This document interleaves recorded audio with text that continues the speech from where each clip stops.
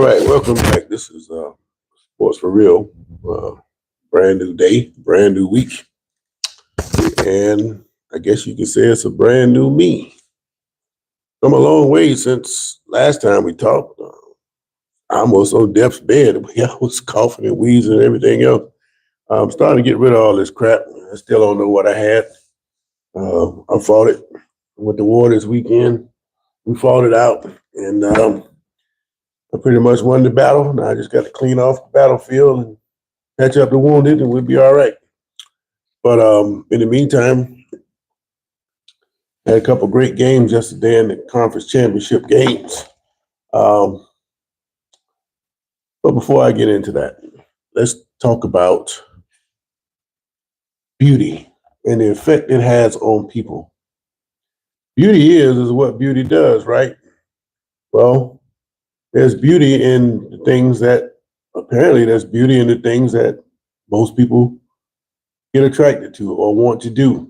In other words, when this guy over here is doing something and you like the way it looks, then you're enamored with the beauty of it and you want to do the same things. Well, that doesn't always work for you because it's working for this guy over here because you may not have the same cosmetic appeal as they do. I'm going somewhere with this, so hold on. And the beauty I'm talking about is what monkey see, what monkey does. And when teams go for it on fourth down, it was taboo at first. Now everybody has caught on to the trend, and they're all in rapture with the beauty of going for it on fourth down. We don't realize the effect. Translation: when guys go after girls because of the beauty, you're not looking at what you're wasting your time doing because you could just be chasing somebody that just looks good. But when you get her, you find out she can't cook, she can't do nothing else. All she can do is look good. Well, when you get hungry and you come home from work and she can't cook, all you do is look at her beauty. Is that enough to satisfy your hunger? Hell no. So you're going to go find somebody else or find some way to satisfy your hunger, right? Well, if that beauty doesn't love you the same way you love it, it's going to abandon you. And these teams going for it on fourth down, most of the time, beauty abandons them. Take the Broncos. Nobody knew that the weather was going to turn horrible the way it did. There was a possibility that it could get some snow, but the way that storm rolled in from being perfectly clear and within 15 minutes, field being completely covered in snow, I mean, nobody expected that. And when you do that, you deal with what you get. So the point is, before you get to that point, and you know bad weather is possible, you want to get as many points as possible. Now, here's the thing. It just got through bragging about how Sean Payton had learned from his mentor, Bill Parcells, and what he's learned over the years and how he's become a great coach because of that. Well, not long after he got that out their mouth, he goes for it on fourth down when they're in a position to kick a damn field goal. If he kicks the field goal, they go up by 10 points. You got a quarterback that you're not really sure about what he's going to do. He hadn't played in a couple of years. So why wouldn't you take all the points that you can get? Well, Bill Parcells would have kicked the damn field goal. So you cannot convince me that Parcells would not have kicked the field goal in that particular situation. And that ended up coming back to bite Peyton in the end. Never mind that I think that back was passed. The defender hit the ball and made it go backwards. The ball came out of the man's hands forward. He knocked it backward. They didn't even review it. That touchdown cost the Broncos. Now, I'm not a Broncos fan. I'm talking about it straight from the middle. And when he had a chance to get that field goal, it would have gave them the cushion that they needed to cruise on through the rest of the game, but he blew it. The Rams, same thing last night. He had a chance in the second half. He goes for it. They check into a defense like they coming all out blitz. But no. They dropped 9 people, rushed 2, threw the whole damn offense off, and he ended up blowing it. That's a possession that would have made a big difference in the end. He blew that. It's all because all these people are going for it on fourth down. You worried about analytics and trying to do everything everybody else is doing, and it's end up costing you games. That is my point. But I don't understand. Um, I really don't understand what I'm seeing with these pro guys. They supposed to know it all, and they got all the answers, and they spend 100 hours a week getting ready for the game. Then they blow it on stuff that they should not be making mistakes on. But that's what that's what they get. And because of that, I don't think you have the best teams in the Super Bowl because the Rams, in my opinion, is a better team than the Seahawks. They played them twice and they ended up losing. They played them three times and they lost the last two. But not once has the Seahawks beaten the Rams. They come in with the number one defense. The Rams carved that up. It's the things that the Rams do that keep the other teams in the game. Case in point, that guy Smith, number 19, returning the punts. He bobbled one punt, but he was able to fall back on it. I would have took him out right then. He wouldn't have been returning no more punts for me. He came back with the next couple, but then he made the critical mistake of losing a botched punt. So they finally took him out, but the damage had already been done. It just got Seahawks off the field, and then you give up a buff punt, and they score on the next play, and it was uphill from there. So there's not a whole lot they can do. Right. They call the cops and they arrest him. Man, I'm not getting into that because I'm talking about football. But you'll lose that guard card. I don't know why you talk about that on my channel. I could care less about that. So, like I said, I don't think that the Seahawks are a better team than the Rams, but the Rams cut their own throat. So that is the reason why they're on the couch. The flip side, the Broncos, the weather is not much you can do about that. That one field goal that the Broncos missed, the guy got a hand on it and caused it to miss. So that was a great play by the defense. But there's not much you can do in the weather situation like what occurred yesterday. And that's why you have to take advantage of all the points when you can get them, especially when you have a skittish quarterback. And that ended up biting them as well. So in that case, I think the Rams should be in the Super Bowl, and I think the Broncos are a better team than the Patriots, but both teams blew it. So now we're going to get another rematch in the Super Bowl, this time between the Patriots and the Seahawks. Last time they played, that was a Marshawn Lynch game. All they had to do was get a ball to Marshawn Lynch. But no, they tried to get cute down there and throw the ball and got picked off, and that turned out to be the difference in the game. So you never know what's going to happen. I don't see something like that happening again. This time, the Seahawks got a defense. So do the Patriots. And it's going to matter. It's going to come down to who can get the most pressure on the quarterback.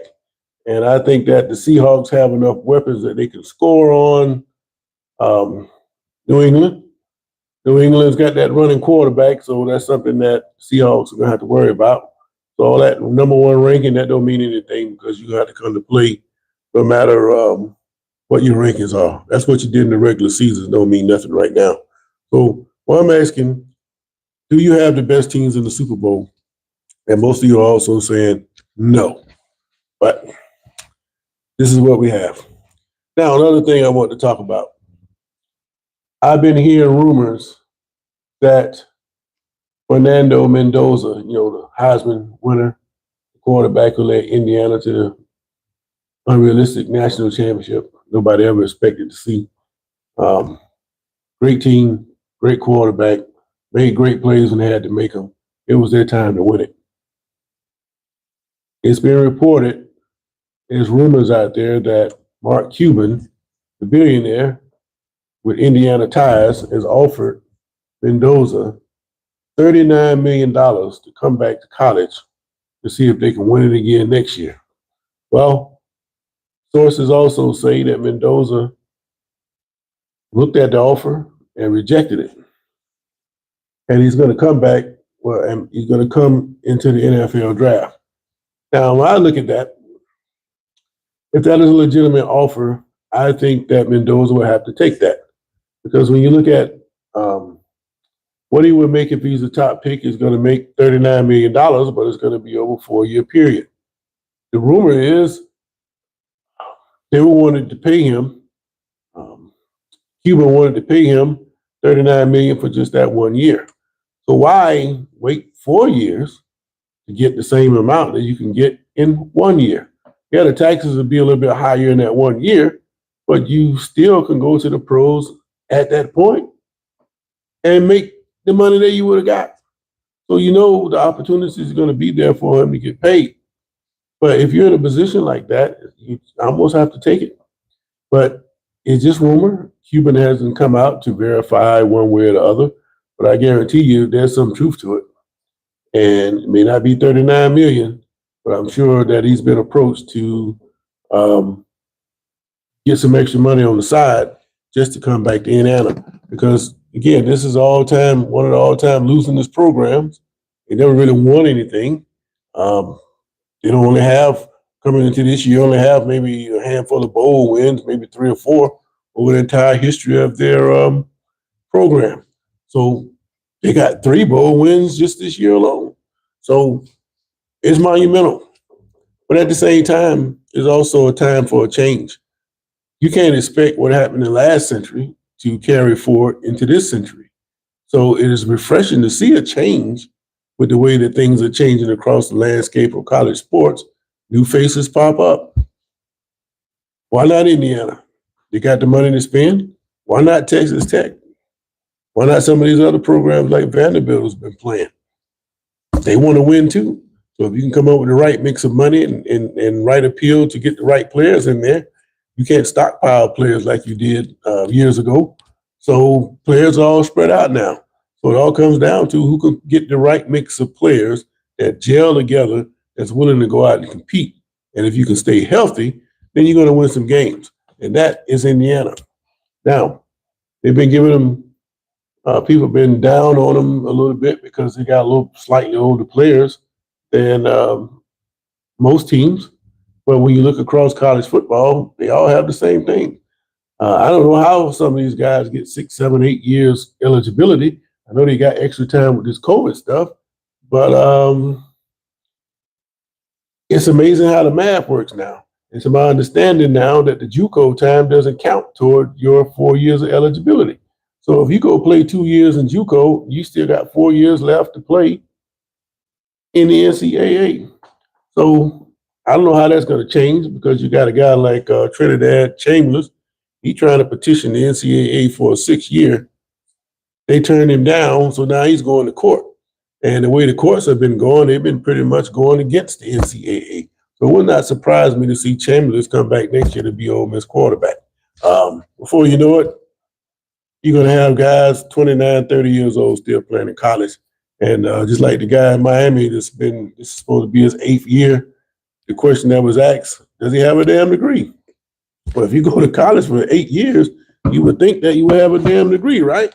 Well, ain't always the case. So it'd be interesting to see what happened with Chambers, but the NCAA did turn him down. I think that's great. And there's just no more rules, man. And that's not good. Now, let's see what we got here. Lazy 4337 said, we're going to the Super Bowl. Yeah, you're going, but what you going to do when you get there?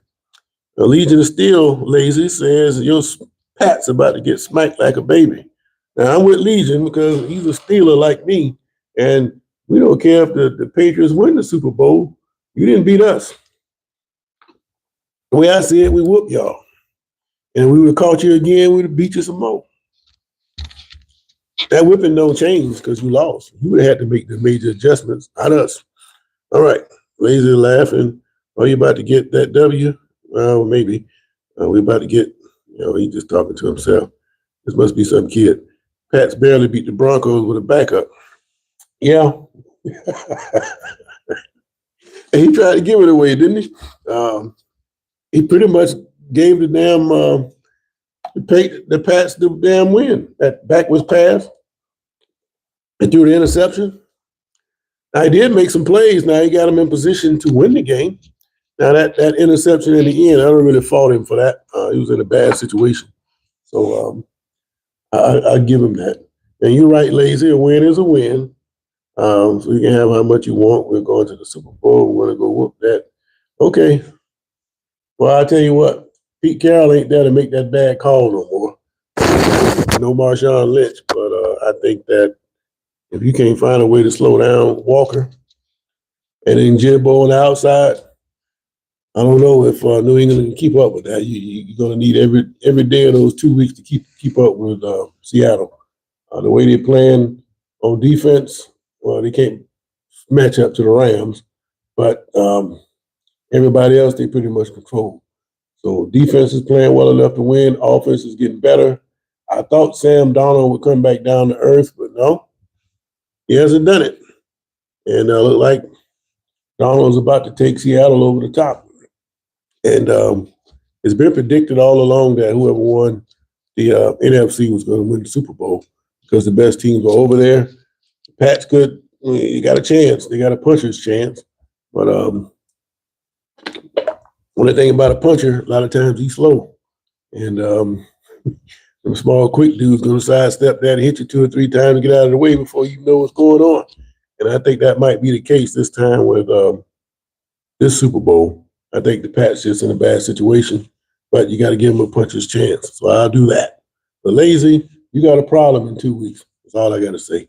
All right. Like I told my Steelers friends, Queens me. That win is going to come. Bite you on your ass. And y'all ass to the Texans. Well, yeah, we lost to the Texans. But why did we lose? You know, what they say, circumstances make all the difference. And our circumstances were we couldn't protect the quarterback. But I told you guys from the beginning of the year, if Pittsburgh can keep the quarterback standing up, then Pittsburgh, I'm sorry, Pittsburgh was going to go a long way. But as you see against the Texans, they couldn't protect. And every time he got ready to throw, he got receivers running wide open. But they couldn't stand up and let the man throw the damn ball. And because of that, the Texans were able to beat us. But at the same time, you got a guy like C.J. Stroud that pretty much handed you the game. So you can't say that you dominated the Texans. You got a quarterback playing like he's still playing in damn high school with starry eyes, realizing, hey, I'm in the NFL. But you can't have no pity for him either because it's the same guy that talked all that trash when he had that great rookie year about how great he was and there was no surprise and it's only going to get better from here. Well, it's only been worse ever since he went on that tour about how good he was. So we don't want to hear that from C.J. Stroud, but he pretty much handed New England the championship of the victory. All right, New England wins Super Bowl. I don't think so creative. You say you Toronto bound? What are you talking about Toronto bound, man? I don't know what you're talking about there. But I don't think that Seattle is going to let New England get them this time. I think they've been waiting on them ever since the last time they played. It's just a matter of what they're going to do when they get them this time. So we'll see how that goes. So again, Ax, do you have the best teams in the Super Bowl? Most of you are saying no. My original pick, I had the Rams and the Bills going. And you just got to have everything going your way at the right time to survive. And that wasn't Buffalo's case. That unfortunate nudge of the ball when the guy rolled over allowed the defender to come out of the pile with the ball. And that was huge.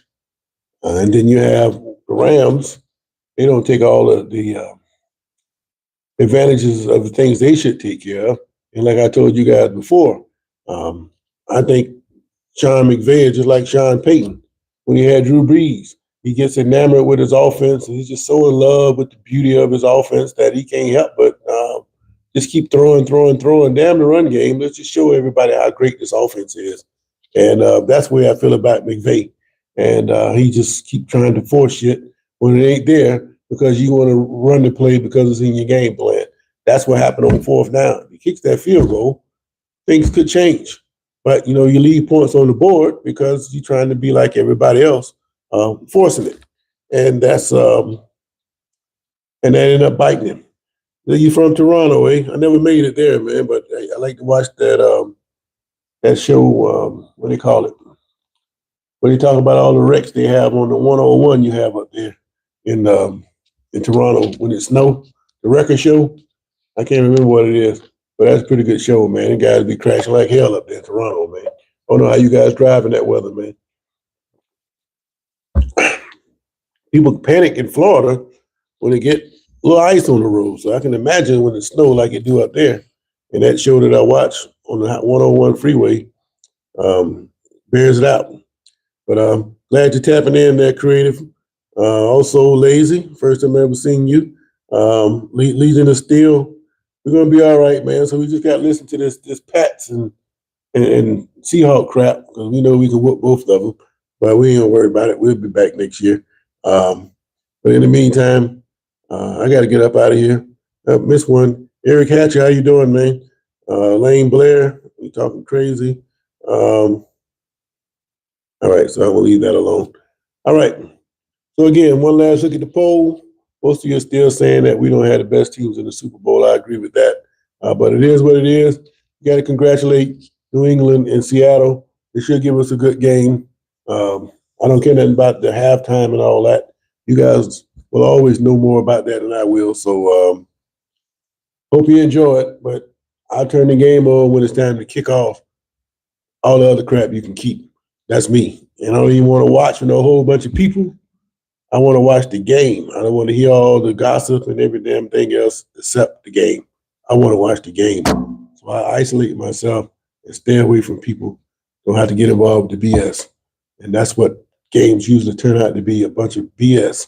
And with families now attacking each other and all of that, it's best to watch the game by your damn self. At least that's the way I see it. But anyway, I hope you guys have a great day.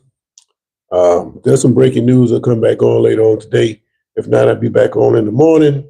Weather getting ready to change down this way. So I get up with you guys tomorrow. But before I go, let me answer this question by Lazy. Say, what you think about your team hiring a Cowgirls coach? Well, I think that McCarthy, being a native Pittsburgh guy, played a big part in that. And even though didn't work out so well in Dallas for McCarthy, he did win there. He did win at Green Bay. He's not a bad coach, but he won't have the same constraints he had on him and the eyes watching him from everywhere like what it was with Jerry Jones. Again, the biggest problem in Dallas is Jerry Jones. What can you say to a guy who owns a damn team? He's going to do what he wants to do. And one interesting note about that before I close, if you watch the documentary on Netflix about John Elway, I always wondered why he wouldn't go to Baltimore. Well, the guy Irsay, he was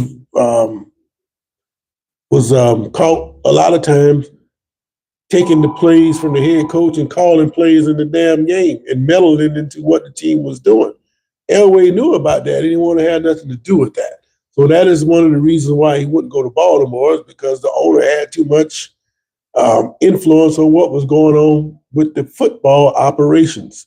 And he didn't want anything to do with that. And that's one of the reasons that's holding Dallas back, because Jerry Jones is one of those kind of guys that would do some of that kind of thing. And even now, the Irsay women, they listening to the plays just like the granddaddy used to do. Now, I don't think they meddling like what they were doing, but it's the same kind of thing. How can you do your job when you got the damn your supervisor staring down your shoulder like that? Man, I don't want that. If you want me to do the job, give me the job and I'll do the job. I don't need you standing over my shoulder like that, man. You go sit in the owner's box, let me coach the damn team. And that's just the way it is. If I can't do that, you go find somebody else, man. All right. Let's see a couple more things. New England has zero chance. They got a chance. John always buys dirty 30. Okay, whatever. All right. That's enough of that. But the last chance, most of you are still saying that most of you, we don't have the best teams in the Super Bowl, but can't do anything about it. But anyway, I got to go. Bell ring. I got to go to work, man. So you guys have a great day, and I catch you guys on the flip side, either later on today or first thing in the morning like today. So have a great day. And by the way, Lazy,